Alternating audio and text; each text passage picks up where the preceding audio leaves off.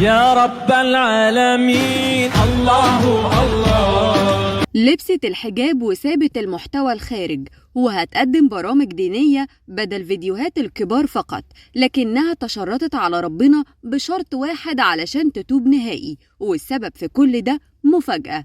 ايه اللي حصل لإنجي خوري ومين السبب ورا التغير ده؟ تعالوا نقول لكم ايه الحكاية.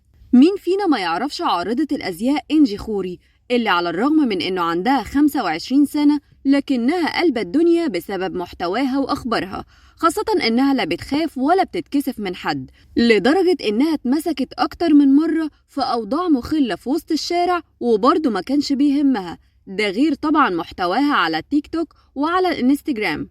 علشان كده الكل متفاجئ بقرار إنجي إنها لبست الحجاب بجد، لدرجة إنه الناس ما صدقتش غير لما شافتها في فيديو.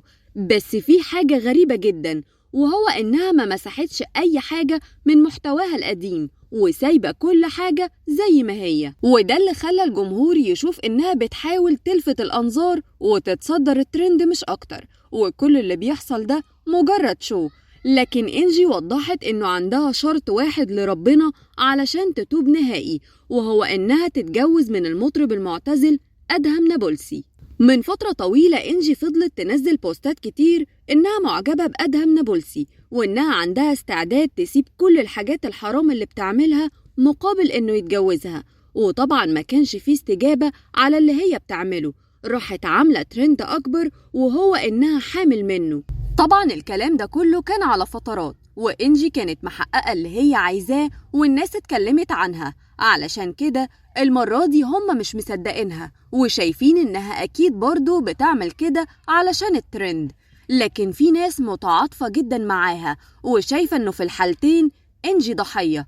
أولا لأنها عاشت طفولة مأساوية جدا، من أول تحرش أبوها ليها وهروبها لبنان لحد ما المطرب آدم عشمها بالجواز وخلي بيها، وحتى دلوقتي لما اتحجبت كلهم شايفين إنه أدهم نابلسي اللي وصلها للمرحلة دي، وأكيد هي مش هتتبلى على شخص بدون أدلة. ولبسها للحجاب نوع من أنواع المحاولات إنهم يرجعوا لبعض، يعني من الآخر الفئة دي شايفة إنه إنجي ضحية الناس اللي حواليها، وجزء تاني شايف إنه اللي بيحصل ده مجرد تمثيلية. بعد ما لقت نفسها مختفية عن الساحة والأخبار قررت ترجع وبشكل جديد، ويومين وهتقلع الحجاب من تاني. تفتكروا هي فعلا اتحجبت ولا الموضوع ترند مش أكتر؟